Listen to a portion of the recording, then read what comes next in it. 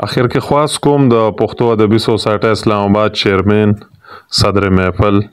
محترم سید محمود احمد صاحب ته چې راشي او صدارتي خطبه سره اخر کې به د خوږ ملګری نومیاله شاعر ادیب د مزدور ادبي سنگر خیبر پښتونخوا بانی سیکرټری جنرال سلیم ناشاد په حق کې دوام کول شي. زه د عبدالله جان عبید صاحب شکریہ ټول خلکو ادا کړه.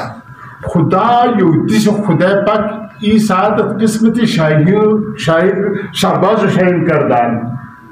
دا نور خلق بوم دا کوي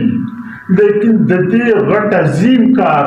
الله تعالی لوی احسان وکړو چې دیوله ورکړو نو دغه پکار دی چې د الله تعالی ډېر زیات شکریہ ادا کړي ځکه چې دا کار بل څه هم کولی شو خو خدای پاک د ده سعادت دته حاصل کړو.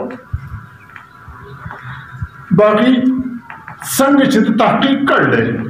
نو چونکې زما هم په طالب علمۍ په وخت کې تحقیق تقریبا یو مضمون پاتې شوی دی نو زه به دا ووایم چې ده د تحقیق حق ادا کړی دی په هر ډګر چې تللی ځکه په ولسي تحقیق کې ولسي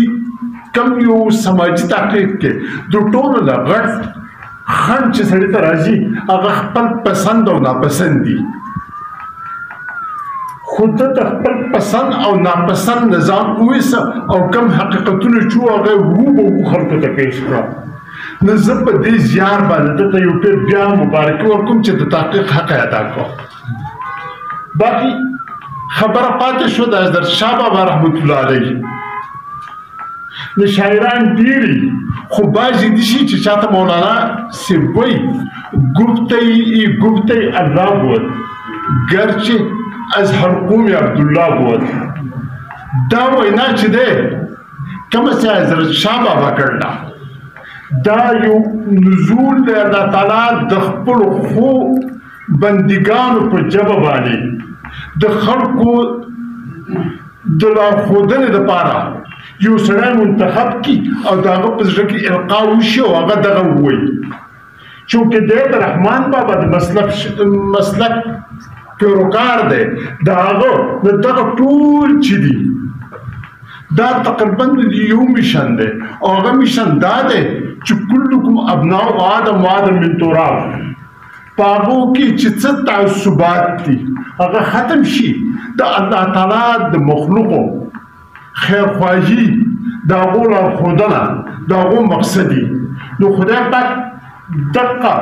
مقصد چې ته الله وینای نو دا که 300 کاله پټ پاتې شو خو دا پټ نه و هېڅ یو کتابو 40 کاله پس د مصنف د مرګ نه وروسته څوک نه یادوي او دا حضرت شاه بابا کرامات دي چې 300 کاله هم د هغه تحقیق د هغه وینا چې د هغه وینا دا د ځان دپاره نه وه د خپل اولاد دپاره نه وه هغه د انساني ښېګڼې دپاره وه او د انساني ښېګڼې دپاره د الله تعالی مخلوق چې څوک کوي نو هغه چرته نه پټېږي که دا لار په خاورو کې پټو خاورې کې پرتې وي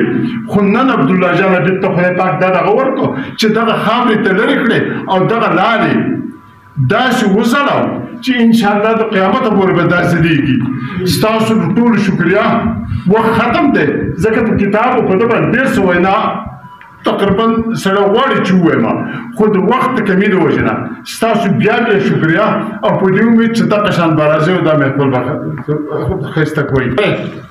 سلیم ناشاد پاتې شوی دی او د یو پر سوره فاتحه او 3 پرې سوره اخلاص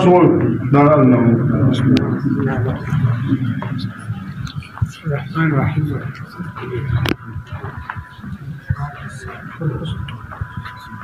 قل هو الله د دې په برکت باندې زموږ خوږ ملګري سلیم ناشاد ته ابدي خوشحالي ورکړي د دوی دنیا نه لاړه هغه جهان ښایسته کړي پسماندګانو ته د صبر جمیل ورکړي یا الله تعالی هغه چې د کم کار دپاره دا کړی دا کار ضایع مه کړي او خدای پاک ډېر عمر دراز کړي. صلی الله تعالی